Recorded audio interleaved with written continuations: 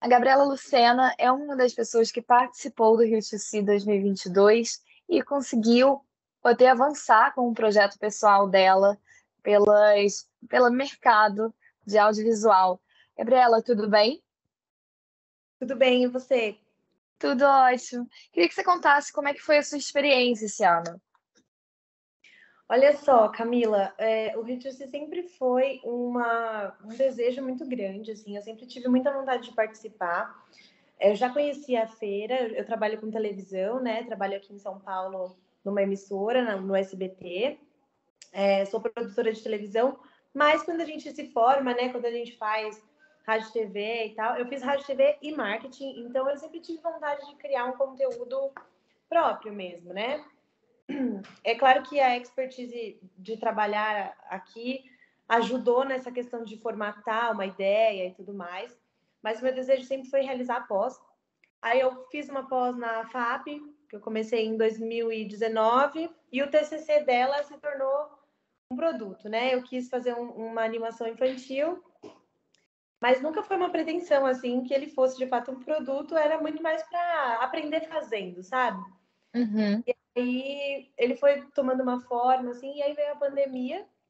A gente ficou 2 anos, né, praticamente, fazendo de casa. E aí a gente até teve um período que não fez a pós para poder, de fato, conciliar, né, as coisas de home office, enfim.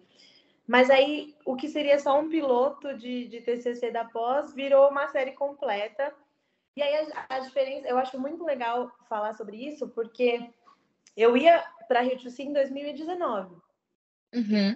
Era uma experiência, uma troca com os professores da pós.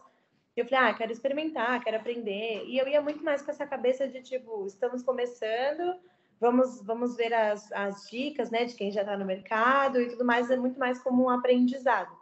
Nunca com essa pretensão de levar algo pronto, né? E o tempo de pandemia fez com que o projeto caminhasse. Então, quando remarcou, né, porque tinha cancelado 2019 por conta da pandemia, e aí remarcou para esse ano. Como eu já tinha tudo certinho, tudo organizado para ir naquela ocasião, eu só remarquei para ir nessa ocasião. E só que dessa vez a série já estava pronta. Então eu falei, não preciso ir só para assistir, para ter esse network mesmo, mas eu quero talvez experimentar, sentar com alguém e ver como é que é, né? Como eu tinha essa oportunidade, a minha credencial era a Industry Plus, aí eu inscrevi, né? Mandei para alguns players e deu certo, assim, conversei com bastante gente nas rodadas de negócios e acabei fechando com 2 parceiros, mas foi uma experiência incrível, porque não Uhum. foi só, eu acho que o fato da gente poder sentar e conversar com alguém, falar sobre o projeto, falar sobre os próximos passos é muito importante, é muito, dá uma energia diferente. Mas eu acho que o que a feira contribui para nós como criadores, produtores, com os temas, com como o mercado está hoje, como o mercado pode ser que esteja amanhã e todas as novidades, isso é muito enriquecedor. Eu fui lá com a primeira temporada pronta, conseguimos licenciar, né? Consegui licenciar com esses parceiros, mas eu saí de lá pensando nas próximas temporadas. Então isso foi muito legal, assim, foi e eu não fiquei a semana toda. Eu podia ficar a semana toda, mas eu tinha me acidentado, estava com o pé machucado. Caramba. Então, até isso, a Rio me deu todo o suporte, porque a minha locomoção estava terrível, estava com um robofoot. E aí eu liguei e falei, olha, eu vou precisar me locomover aí dentro, né, e tal. Então, me deram todo o suporte de chapelaria, ficaram com as minhas malas, suporte de elevador, me deram um mapa específico de onde era mais perto cada coisa que eu ia fazer. Então, foi muito legal. Eu fui só nos dias das reuniões, gostaria muito de ter ficado a semana inteira, mas devido ao acidente estava difícil para mim. Mas eu falei, esses dias que a gente tem reunião marcada, eu vou aproveitar. E foi muito bom, foi muito E legal. deu, e deu para aproveitar. Hoje é a turma da Sabrina, a turminha da Sabrina, Turminha da Sabrina, isso mesmo. e ela já foi ao ar. Já foi ao ar, a gente estreou primeiro na Zumu, e o legal da Zumu é porque a nossa negociação era para ser só no streaming, né? Na plataforma deles. Mas como eles são gerenciados pela Stena, o pessoal da Stena também curtiu e aí já levou para os canais de TV por assinatura. Então tem uma listinha lá que é tudo distribuição Zumu e Stena. E na mesma reunião, no mesmo dia, né, mas com outro player, a gente fechou também a Box, que é a Box Brasil Play, que é o streaming, mas o pessoal da TV por assinatura também curtiu, aí já levou para a Box Brasil Kids. Aí, então, eu falo que eu fiz 2 reuniões, mas foram dois álbuns, mas acertei 4, né? Se a gente for ver. E, enfim, tá numa lista muito legal de canais. Foi pro ar pela Zumu Kids em setembro desse ano e pela Box estreou agora em novembro. E quando você estava ainda produzindo a animação, você pensou que ia conseguir, acho que em um curto período de tempo, levar a animação já para a TV, para o streaming? Não. A real, assim, sempre... como eu te falei, como ele era um projeto de TCC, eu sabia que ia ser bem feitinho, porque a gente faz com capricho, né? A gente faz com vontade que fique bonito, que fique legal, assim. Então, ele foi feito com muito carinho, isso eu te garanto. Mas eu não tinha pretensão alguma ainda em cima dele. Tanto que eu pensava assim, eu já tinha escrito os 10 roteiros, já tinha as 10 composições musicais que complementam cada história, mas eu queria produzir só um. Porque eu falei, eu vou fazer um bem feito e vamos embora. Mas a pandemia em si contribuiu, porque esse tempo que a gente teve a mais, né, digamos assim, foi, eu fiz um, aí ficou pronto, ficou legal. Vou fazer mais um, agora vou fazer mais 2, e foi indo. Mas assim, nunca foi uma pretensão, tipo, eu vou fazer a Turminha da Sabrina pra ser um projeto audiovisual, eu vou pôr na televisão, etc. O meu plano sempre foi trabalhar a marca primeiro no YouTube, até para se tornar uma coisa, para ser conhecido, né? Para ver a aceitação do público, ver se estava no caminho certo. E depois, as outras temporadas, depois de já ter um público pré-estabelecido, tentar vender. E, na real, foi tudo ao contrário. Quando eu mostrei para eles, eles falaram, não está em lugar nenhum, então deixa a gente estrear primeiro e tal. Aí fizemos uma negociação de estreia, aí a Zumu estreou primeiro, a Box na sequência, e aí, como eu fechei sem exclusividade também, porque tem todas essas vertentes, né, na negociação, a gente também tem o YouTube disponível até para atender essa parcela da população que não tem acesso ao sistema pago, né? Então, a gente conseguiu chegar num consenso de que não seria prejudicial, pelo contrário, seria só mais uma forma de estar no mundo, né? Mas não, a resposta é não. Inicialmente eu não tinha pretensão nenhuma, mas depois todo mundo falando, tá muito legal, tá muito legal. Eu falei, quer saber? Vamos embora, já tô na chuva, vamos nessa. E quais são os próximos passos? O que você está planejando agora? Agora a segunda temporada já tá em desenvolvimento, né? Ela já está sendo escrita.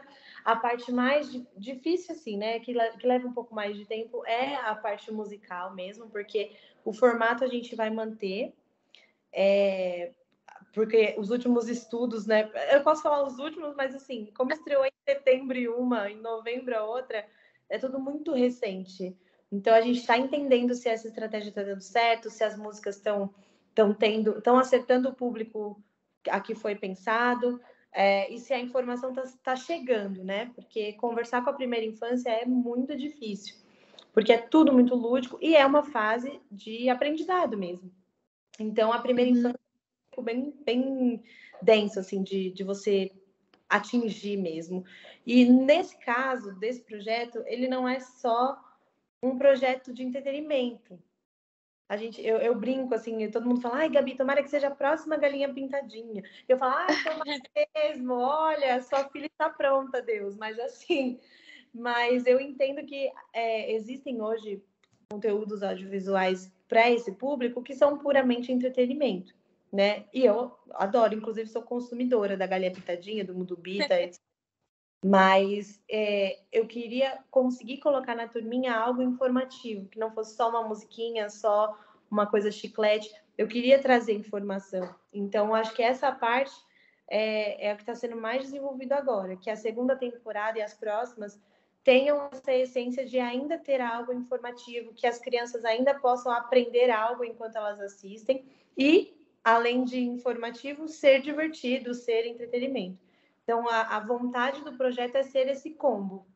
E esses estudos de setembro para cá e que vão perdurar até o primeiro semestre do ano que vem são para ter certeza de que sim, está dando certo. Então, a ideia agora é essa, é continuar. Já estou finalizando a segunda temporada em termos estruturais, de roteiro e de composições musicais, mas eu vou esperar esses resultados de audiência para dizer, ok, estamos no caminho certo, vamos produzir, né? Gabriela, agora eu queria que você explicasse um pouco mais sobre como foi sua experiência no Rio de Janeiro. Você se inscreveu para uma rodada de negócio, conseguiu achar os players que você queria conversar? Como é que foi isso ali naquele momento? A primeira vez, eu nunca tinha ido, né, ao Rio de Janeiro, sempre foi uma vontade. Mas eu nem sabia como funcionava. Então eu entrei, teve uma reunião muito legal. Eu não vou lembrar agora o nome das pessoas, sou péssima de nome, mas teve uma reunião para primeiros produtores, né? Para pessoas que estavam passando por aquilo pela primeira vez. E eu lembro que foram 3 organizadores do Rio to See que agendaram um call aberto, a gente se inscreveu. E aí lá essas pessoas tiravam todas as nossas dúvidas. Então foi o máximo, porque eu nunca tinha ido, mas eu tive a segurança de qual caminho eu tinha que ir. E aí lá eles explicaram que primeiro a gente manda para os players, né? Eles assistem, entendem qual é a proposta e eles nos dizem, na realidade, se eles querem, se é interessante para o que eles estão procurando ou não. Porque caso não seja, ninguém perde o tempo de ninguém e vai, cada um e segue o baile, tá tudo bem. Então, sim, eu tinha a credencial Industry Plus, mandei para 15 players, né? Porque a gente pode inscrever a cada etapa, a gente escreve 5 players, né? Então eu mandei para vários e sempre com rodada de negócios. Eu não quis abrir para pitching, porque como é numa sala com mais pessoas e tudo mais, eu fiquei com um pouco de receio de ser algo muito cru ainda, né? Porque eu não tinha números para mostrar, eu não tinha resultados iguais a esses que a gente está levantando e computando agora para desenvolver as próximas temporadas. Então, de fato, eu falei, o pitching é algo que é muito mais formatado. Já existe uma coisa que é vendável só pelo que ele é, né? Talvez na próxima vez que eu for, eu já esteja mais tranquila para o pitching e tendo mais coisas para mostrar. Mas eu optei pela rodada de negócios por ser essa coisa de, tipo, eu olhar nos olhos da pessoa e falar, é a minha primeira vez, é o meu primeiro projeto, ele é um bebezinho ainda, acabou de sair do forno, e eu acho que essa aproximação foi muito legal. Isso que o Rio to See proporciona, da gente poder fazer isso, explicar os nossos meios, né? Foi muito legal. E sim, fiz rodada de negócios com 7 players, aliás, 9 players, porque eu também consegui reuniões pelo nossa rede social lá. Então, eu conversei com 2 players fora do ambiente de rodada de negócios. Fechei uma parceria em relação à minha empresa, que é a Pingo Filmes. Fechei um outro projeto nessa reunião de fora, mas a turminha da Sabrina, fechei com esses 2 players lá na rodada de negócios. E assim, todo o suporte que a Rio se deu foi muito maravilhoso para entender mesmo o processo, né? O começo, meio e fim do que você precisa mandar, quais links, quais assuntos, o que eles precisam receber primeiro para entender se é bom, né? Se é importante para eles. E eu acho que foi assim tudo muito bem preparado por vocês. Foi muito legal. Foi uma experiência que eu achei que seria mais difícil, entende? Então foi muito fácil. Foi muito fácil falar com vocês, foi muito fácil entender o processo. O processo em si é didático e com as respostas depois só cabe a você, né? Ir lá e vender seu peixe. Então eu achei que foi uma porta muito prática. Então, foi bem produtivo mesmo. Você vindo rápido, com a perna engessada, deu tudo certo. Deu tudo certo. Só perdi um painel que eu queria muito assistir da HBO, porque não cheguei a tempo, porque eu não consegui andar. Cheio também. Mas, enfim, acontece, né? Gabriela, então eu espero você na próxima edição do Rio to See. Vamos nos falando e foi um prazer conversar contigo. Obrigada, Camila. Obrigada pela oportunidade de falar sobre o projeto mais uma vez. E eu acho assim que eu já era fã, né, do Rio to See, mas eu acho que é uma oportunidade tão grande, não só para mim, que sou produtora independente, mas são tantos meios que vocês abrangem que eu até comentei isso com a Gi, é Gi, né? Desculpa, eu esqueci. Isso. Eu esqueço o nome das pessoas, perdão, sou péssima de nome. Imagina. Mas eu até comentei isso com ela, que eu sou muito fã porque é uma feira muito abrangente. Então, eu sou produtora, mas eu entendo a posição do player de precisar colocar coisa nova no ar, de precisar renovar a grade de programação. Eu entendo o músico que está querendo se inserir no mercado e que pode ter a apresentação para grandes pessoas da indústria da música, que é um caminho super difícil, né? Geralmente, ou você estoura que você fez um grande hit, ou você tem que estar no lugar certo na hora certa. Então, eu até brinco com isso. Eu falo assim, o Rio2C, ele é um grande lugar certo na hora certa. Porque tá todo mundo... Não vai depender do... esbarrei no diretor da HBO no cafezinho. Ele literalmente vai estar ali, então tá todo mundo procurando, tá todo mundo querendo encontrar, né? Então, eu acho que é uma puta iniciativa, uma organização muito bacana. Eu espero muito poder ir no próximo, não sei se eu vou conseguir, mas se eu não conseguir 2023, 2024 eu tô lá, com a segunda temporada da Turminha. Maravilha, ótimo, então. Vou ficar te esperando.